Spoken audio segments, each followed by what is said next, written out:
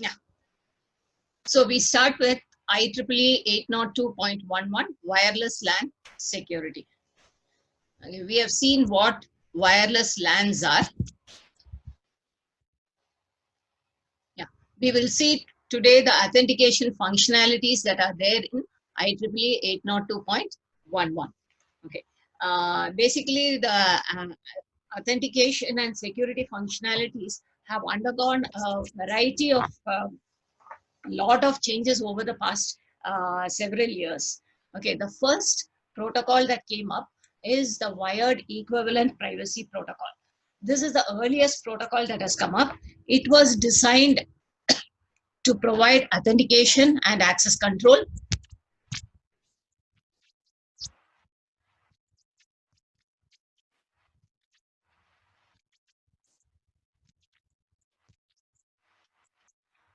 Yeah, data integrity and confidentiality. But unfortunately, it failed on all the three counts. Okay.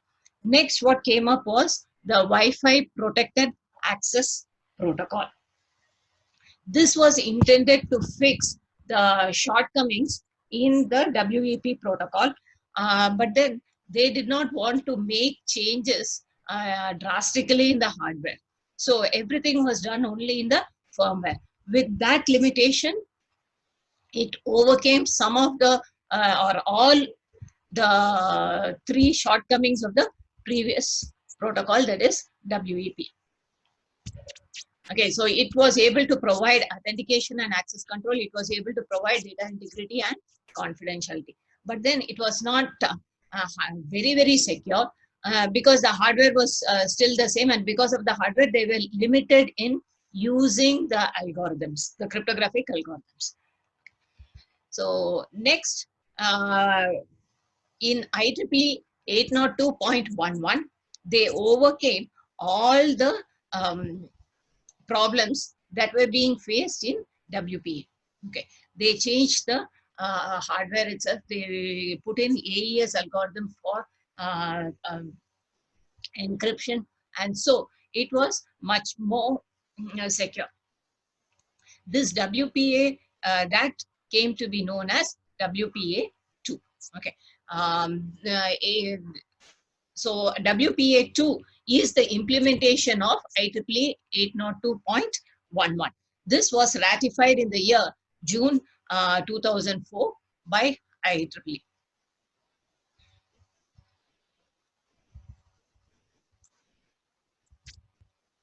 So what is it that was there before the WEP stage? Okay, that is, these are the three authentication protocols that we that have come up over the past years whenever when the wireless networks came into existence. Okay, so before WEP, what was there? That is what we call as pre-WEP authentication. Okay, that is naive approaches, approaches which can be which maybe by common sense, whatever you say. Okay, so here we have already seen that every mobile station in the wireless network and the access point are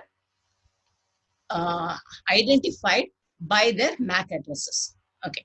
In addition to that, the access point has got SSID, service set ID. Okay. Now, so in these protocols, the protocols that were existing before WEP, if a mobile station knew the SSID of the access point, that was sufficient to authenticate the station with the access point. Okay, that is the AP. Okay, so just knowledge of the SSID was sufficient. Okay, but is this a good process? Any attacker who is eavesdropping into the messages between the station and the AP can easily take the SSID from the frames. Okay, because there is no encryption being done.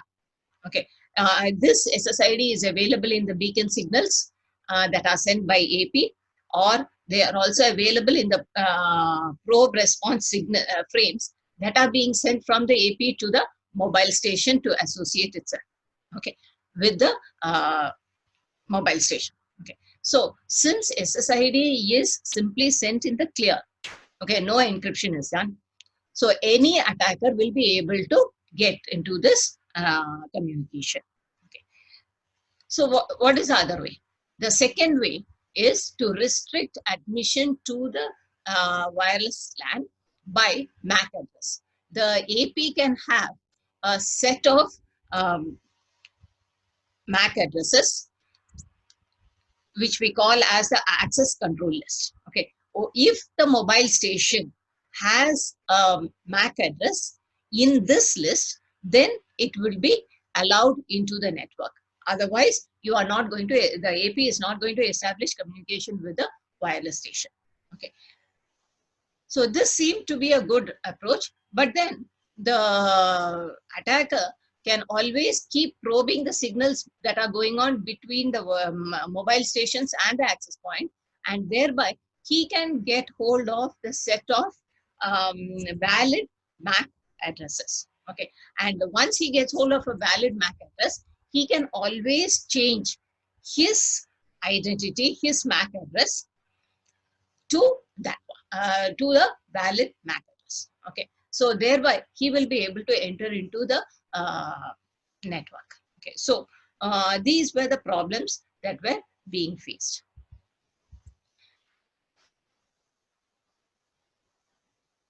Next, we see the authentication in WEP. Okay, after this, the WEP came. So what is the authentication mechanism that was used here? Okay, we said that it failed in all the counts. Okay, the authentication in WEP, the station authenticates itself to the AP using a challenge response protocol. Okay, so the station, the AP sends a challenge to the station. Challenge is generally nonce, we have seen. Okay, and the station has to encrypt this challenge and send it back to the AP. So the AP will verify it and then authenticate it. Now, for authentication, what is the, for encryption, what is the algorithm that was used? Okay, in WEP, the algorithm that was used is the stream cipher or RC4. Okay, now RC4, it creates a key stream. Okay, key stream is a function of the shared key and initialization vector. Okay, the shared key is a 40-bit shared key. Okay, this is a shared key between the AP and the mobile station. Okay, and the initialization vector is 24-bit. So 40 plus 24, 64-bit key stream is what is being used. Now this initialization vector is pre-configured by the manufacturers of the wireless card. That is a station. Okay, so in every mobile station, you have this initialization vector that is pre-configured by the manufacturer himself. So the shared secret and the initialization vector together forms the key string. Okay, now the station will XOR the challenge with the key string. Okay, it finds the XOR, and that is what forms the response. The station will send the response and the initialization vector to the AP. Okay, now you see that the initialization vector or IV is sent in the clear itself. Okay, so this is the authentication that was available in WEP. Okay, the encryption algorithm is RC4.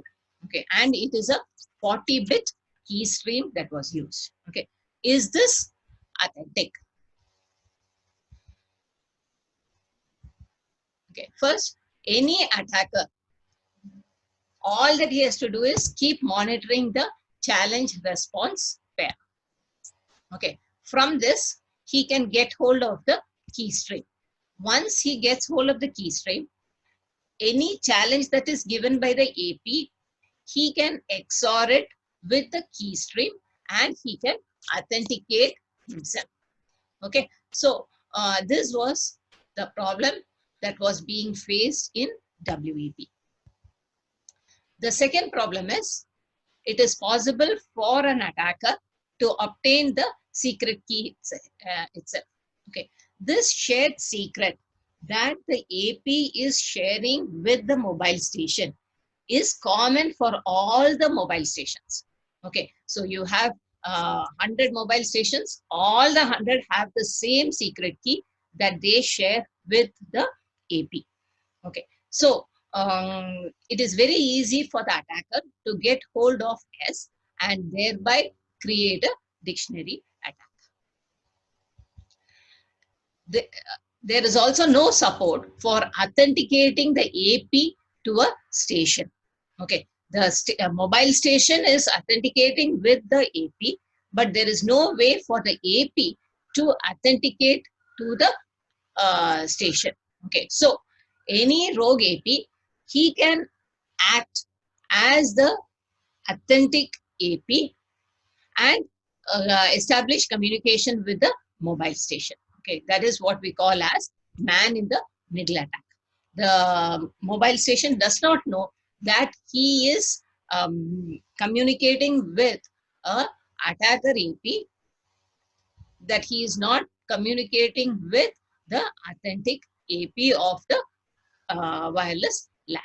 Okay, so these were the problems that were being faced in the WEP with respect to authentication.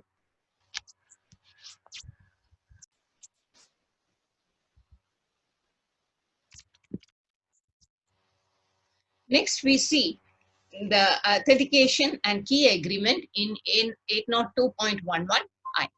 Okay, 802.11i uses IEEE 802.1x.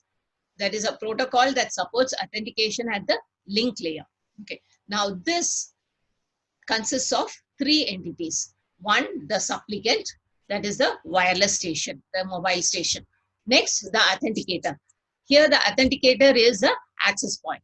Okay. Next, you have the authentication server.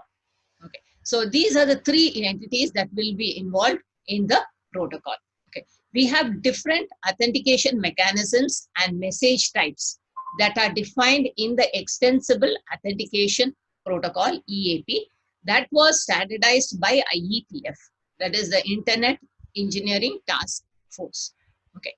Now, what is EAP? EAP, or the Extensible Authentication Protocol, is actually not an authentication protocol. It is just a framework upon which the authentication protocols are supported. EAP exchanges are mostly comprised of requests and responses. One of the parties, either the sender or the receiver, that is the initiator or the responder, will make a request, and the other party will reply to it, will respond to it. Okay. For example, one party may request for the ID of the other one, and the second party will reply with the username or with his username or with his email address. Okay. So all the EAP exchanges are requests and responses. EAP also defines messages that may contain challenges and responses that are used in authentication protocols.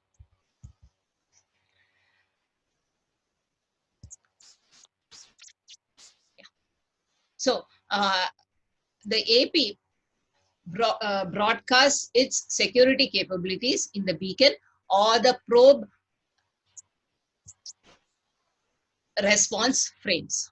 Okay. The station uses the associate request frame to communicate its security capabilities. Okay, so both the AP and the station know what are the protocols to be used for security purposes. 802.11i authentication takes place after the station associates with the AP. Okay, so first, the wireless station, once it powers up, it will search for an AP. Okay, that is either through the beacon or by sending the probe request frame. Okay, now once it has got hold of an AP, the station will request for to associate itself with the AP by sending the associate request frame. In this frame, it is going to send its security capabilities. Okay. So now the station and the AP both know the security capabilities of each other. And so after the association, this authentication takes place.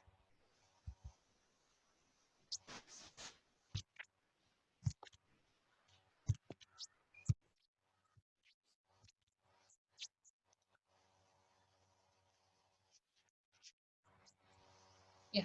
Next, we see the authentication and master session key exchange in 802.119. Okay. We have the station, we have the access point, and we have the authentication server. Okay. Generally, the authentication server is the radius server. Okay. This wireless station is the wireless mobile. Okay. Now, access point, the authentication server is in the wired network. Okay, this is the one which is going to take care of the authentication, the authorization, the accounting purposes, etc. Okay, the charging, all that is being taken care of by the authentication server. Now, what is this access point? Access point is serving as a bridge between the station and the authentication server. All communication is between the station and the authentication server. The access point simply acts as a bridge between the two. Okay, so when the authentication server wants to authenticate a station, the access point will send the identity request to the station. Okay, the station will respond with its identity. This is put into a message by the AP, that is the radius access request, and that is sent to the radius server. Okay, the radius server takes this request, okay, prepares its system to accept this mobile station and sends the radius access challenge. First, it has to authenticate itself with the station. So that is done by the challenge response protocol. Okay, so it sends the challenge. The AP receives this and sends it as an authentication request to the station. The station, once it receives it, encrypts the challenge, puts it into the authentication response, and sends it to the AP. Okay, the AP simply forwards it as radius access request to the radius server or the authentication server. Okay, the authentication server now accepts this response, checks whether it is the reply to its challenge only. Okay, if it is so, if everything is fine, the station can be authenticated with the authentication server, and so it will send the radius access accept message. Okay, once the AP receives this, it sends the success message to the station. Okay, so this is how the authentication with the master session key exchange in IEEE 802.119 takes place. Okay. Now, the protocol that is there between the station and the AP is EAP protocol, Extensible Authentication Protocol. Okay. Between the AP and the authentication server, that depends purely on the type of the authentication server. Okay. Here we are assuming that the authentication server is a radius server. Okay, radius server we have seen in the last class itself. It is remote authentication dial-in user service.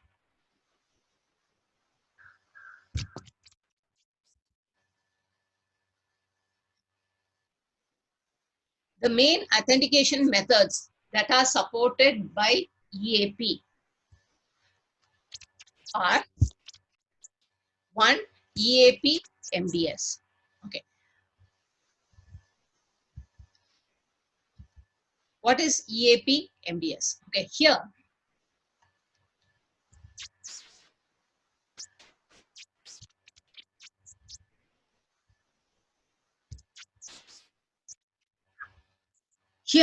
the authentication server requests the station to encrypt the challenge using MD5 hash. Okay, so the authentication server asks the station to send the hash of the password of the user. Okay, so the station now has to send the password. Okay, so the station asks the user to type out his or her password. Okay, now the user types the password. Once he types the password, the station will find the MD5 hash of the password and sends it to the radius. Okay, so the challenge here in EAP MD5 is the user's password. Okay, so the station would take the hash of the user's password and sends it to the authentication server. The most basic of the EAP authentication methods. Okay, this is the most basic of the EAP authentication methods. Yeah. Now, what is the problem with this? This method is insecure since an attacker could eavesdrop on such a message exchange and replay the hashed password. Okay, the password is going to remain the same. Okay, so from any message to message, the password is going to remain the same, and he can always get hold of the once the attacker gets hold of this password, he can replay it. Okay, this method also does not support authentication of the AP to the station. Okay, only station to AP is available. AP to station is not available. Authentication.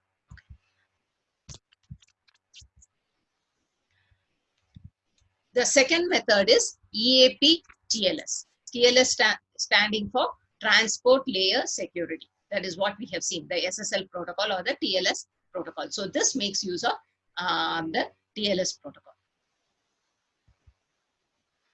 So this is based on the SSL or TLS protocol. It is most secure among all the methods and provides mutual authentication and agreement on a master session key. This requires both the AP and the station to have digital certificates. So both the AP and the station should have public-private key certificates with them. Okay, you should have public key and private key, and they should have digital certificates for the public key. Okay, so this is a very, very secure method, the most secure, in fact. Okay, but what is the problem with this? You can have all the APs to have the digital certificates, but it is not possible for you to have to ask each and every user to have a digital certificate. Okay, so digital certificate is issued by the PKI or the public key infrastructure. So you can't have the public key infrastructure being used for being asked to issue digital certificates for each and every user. Okay, so that is the main problem with EAP TLS protocol. Okay, the next authentication method is EAP TTLS, that is Tunneled Transport Layer Security Protocol. Okay, in this the AP authenticates itself to the station, and once the AP authenticates itself to the station, it creates a secure tunnel between the AP and the station. Over this tunnel, the station will authenticate with the AP. Okay, so the station could transmit the attribute value pairs, for example, the username and password. So in tunneled TLS, the AP has got the digital certificate. The AP will authenticate itself to the station, and it creates a secure tunnel. The station then authenticates itself to the AP through the secure tunnel. Okay. That is EAP TTLS. Next authentication method is EAP PEAP.